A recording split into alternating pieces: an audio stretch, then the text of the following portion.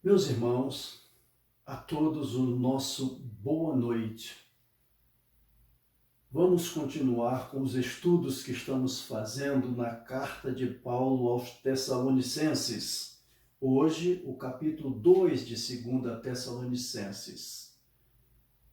Vamos orar ao nosso Deus mais uma vez. Grandioso Deus, nosso Pai Celestial, obrigado por mais este dia. Obrigado pelos teus cuidados conosco, com a nossa família. Obrigado, Senhor, porque tu tens cuidado de nós. Santo Deus, nós suplicamos a tua proteção, o teu livramento dos males espirituais, dos males físicos. E queremos, Santo Deus, que tu estejas nos dando poder para falarmos sobre Jesus Cristo com a autoridade dos altos céus. Suplicamos também, Santo Deus, que tu estejas nos dando a bênção de entendimento da tua palavra nesta noite.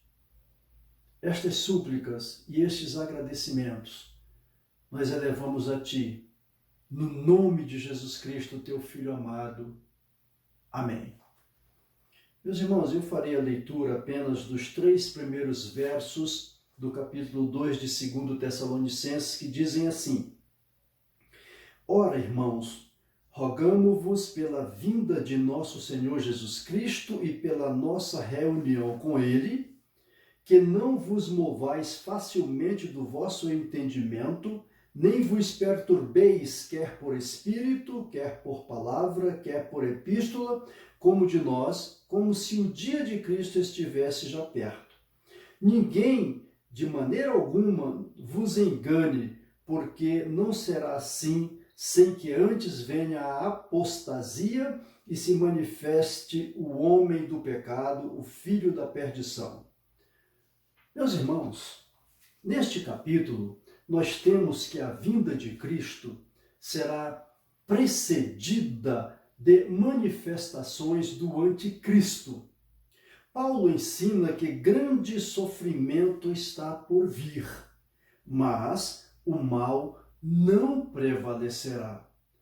Queremos observar que na Bíblia a expressão o dia do Senhor, no verso 2 que nós acabamos de ler, é usada de 2 modos.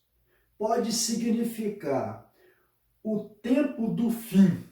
Os irmãos sabem quando começou o tempo do fim? Não?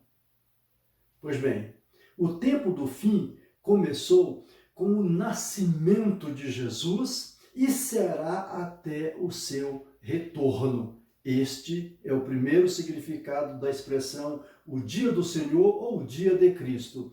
E também pode significar o dia do juízo final. Portanto, um dia que está por acontecer. Ninguém sabe quando será, mas um dia acontecerá. Também as frases no versículo 2, quer por espírito, quer por palavra, quer por epístola, podem indicar que o falso ensino tinha vindo de alguém que dizia ter recebido uma revelação divina. Este, quer por espírito, pode significar isso, que esse falso ensino que estava sendo pregado aos Tessalonicenses tinha vindo de alguém que dizia ter recebido uma revelação divina. E a outra frase, quer por palavra, também pode significar alguém que estava divulgando aquele ensino como se fosse um ensino de Paulo. E a outra frase, quer por epístola, pode significar que alguém que estava distribuindo uma carta como se fosse carta de Paulo. Então, essas 3 frases, elas têm é possível fazer essa correlação. Pode significar, não significa certamente que é isto, mas tem tudo a ver com isto. Muito bem. Vejo por oportuno também dizer que a palavra grega apostasia significa desviar-se da fé. Também queda, rebelião, revolta.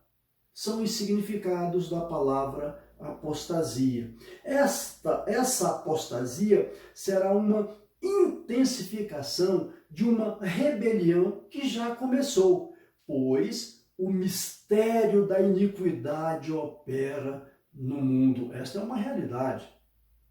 Todos nós sabemos, até mesmo pelo registro histórico do cristianismo, quantos ataques já foram realizados contra os cristãos.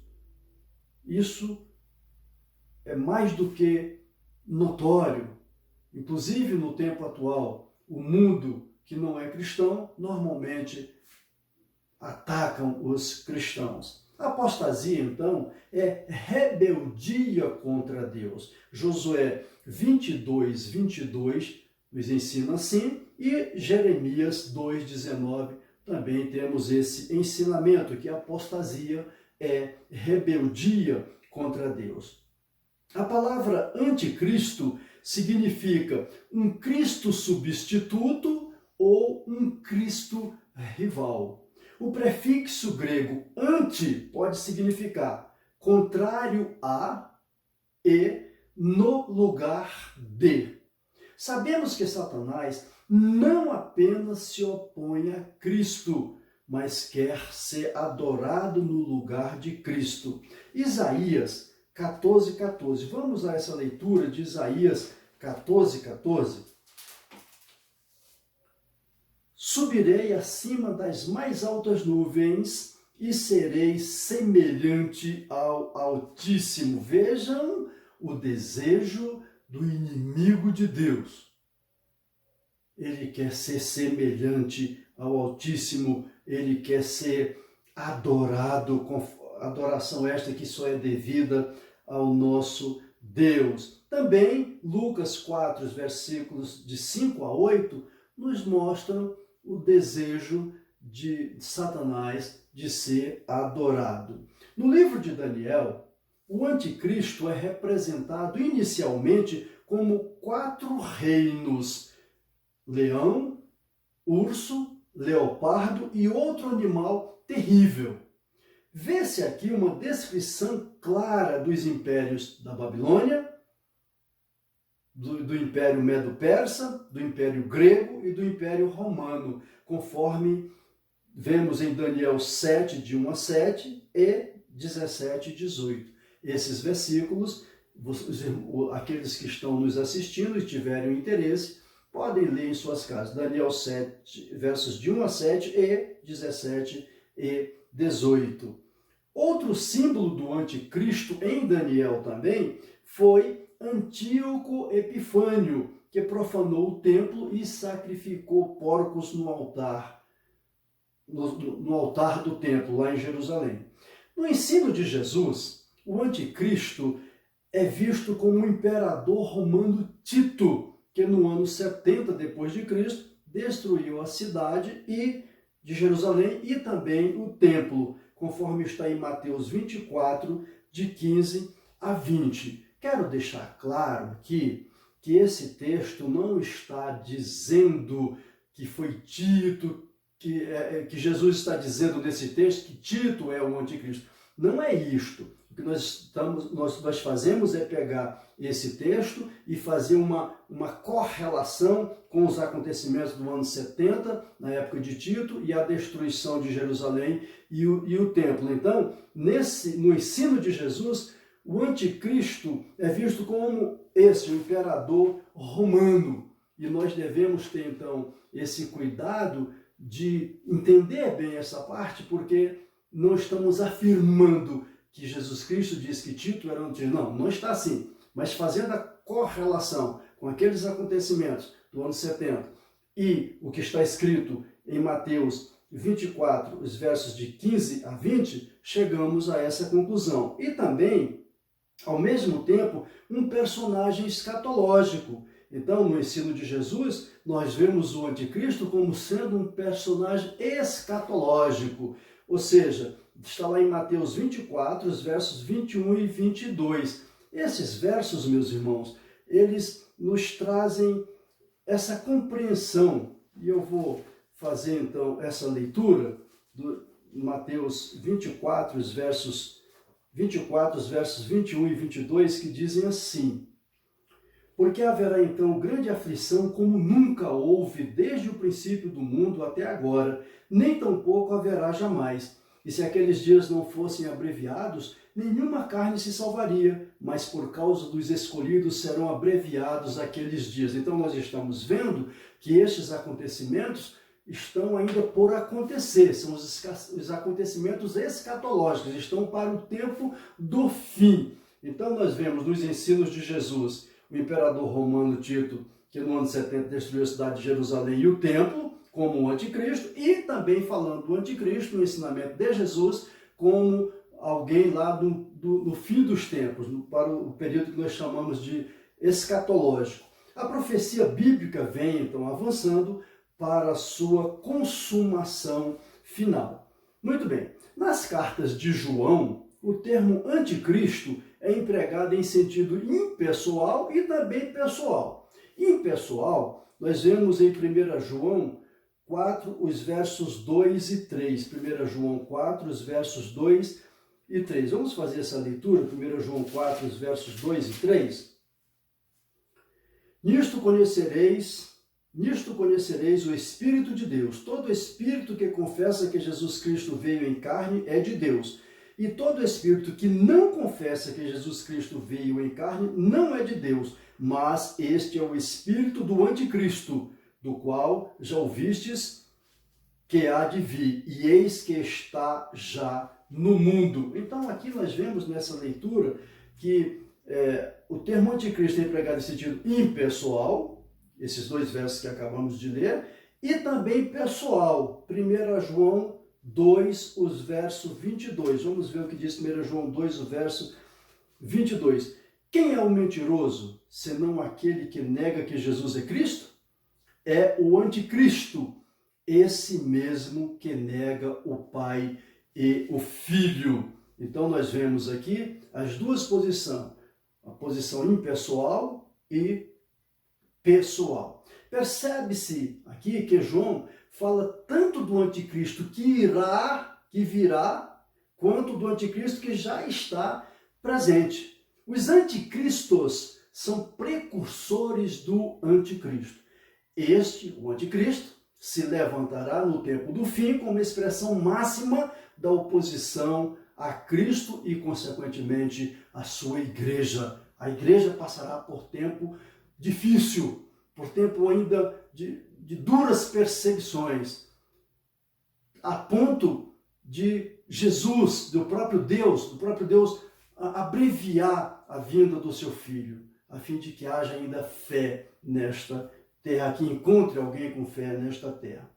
Já na teologia do apóstolo Paulo, esse que nós estamos vendo agora, esses versos, o anticristo é visto como o homem do pecado. Está no verso 3. Olha, ninguém de maneira alguma vos engane, porque será assim, sem que antes venha a apostasia e se manifeste o homem do pecado. Então, o anticristo é visto como homem do pecado, surgirá de grande apostasia, conforme também está aí no verso 3, será uma pessoa, está aí no verso 3, filho da perdição, será uma pessoa, será objeto de adoração, está no verso 4, o verso 4 nós não lemos, será objeto de estudo, será objeto do próximo estudo, fará falsos milagres, está no verso 9 também deste capítulo, será revelado somente após aquilo e aquele que o detém for removido, está nos versos 6 e 7, e será derrotado por Cristo, está no verso 8. Esses versos a partir do 4, nós veremos nos próximos estudos, então nós vamos detalhar melhor cada ensinamento desses versos. Então, na teologia paulina, Paulo não usa a palavra anticristo nesta carta. É interessante isso, ele não usa a palavra anticristo, mas ele o chama de homem da iniquidade, filho da perdição, conforme nós vimos na leitura do verso 3. Aquele que se opõe a Deus está no verso 4, nós não fizemos a leitura desse verso ainda. Aquele que se exalta acima de todos os demais, também no verso 4. e que se proclama Deus no verso 4 e iníquo no verso 8. Então, Paulo aqui, ele não usa a palavra anticristo, mas essas palavras que ele usa, esses termos que ele usa, indicam, apontam para o anticristo. O homem da iniquidade, do verso 3, nós queremos detalhar isso, deixar isso claro, não é um sistema, não é um grupo, é um homem, e sim um homem. A descrição desse homem é de caráter pessoal. Olha só, ele se opõe, ele se exalta, ele se assenta no templo de Deus, proclama a si mesmo como sendo Deus e será morto. Então nós não vemos aqui um sistema, nós não vemos aqui um grupo, nós vemos aqui um homem. O anticristo será um homem que viverá na absoluta ilegalidade, cometendo as mais cruéis perversidades, maldades. Ele é, então, o anticristo, a personificação da rebelião contra Deus. O grande e último plano do anticristo é fazer as pessoas adorarem a Satanás. Apocalipse 13, os versos 3 e 4, vamos fazer essa leitura. 13, os versos 3 e 4, dizem assim: E vi uma de suas cabeças como ferida de morte, e a sua chaga mortal foi curada, e toda a terra se maravilhou após a besta. E adoraram o dragão que deu à besta o seu poder, e adoraram a besta, dizendo: Quem é semelhante à besta? Quem poderá batalhar contra ela? Então vejam aqui o objetivo, o grande e último plano do anticristo: fazer as pessoas adorarem a Satanás. Esse será o período da grande apostasia, do desviar-se da fé, do período de rebelião, período de revolta contra Deus. Não sei quando isso acontecerá, nós não sabemos. Mas sabemos que todos os acontecimentos mundiais estão se afunilando para isto. E nós precisamos estar preparados, pois pode ser que aconteça em nosso tempo. Se não acontecer em nosso tempo, se Deus nos chamar antes, então que estejamos preparados para dizer presente ao chamamento que Deus fizer para aqueles que são seus filhos, aqueles que têm a certeza da salvação. A segunda vinda de Jesus Cristo está próxima. Não sabemos quando, mas está próxima, porque todos os acontecimentos estão canalizando para isto. Que Deus nos dê então a bênção da compreensão da sua palavra e que vivamos para a honra e glória de nosso Deus. Amém e amém.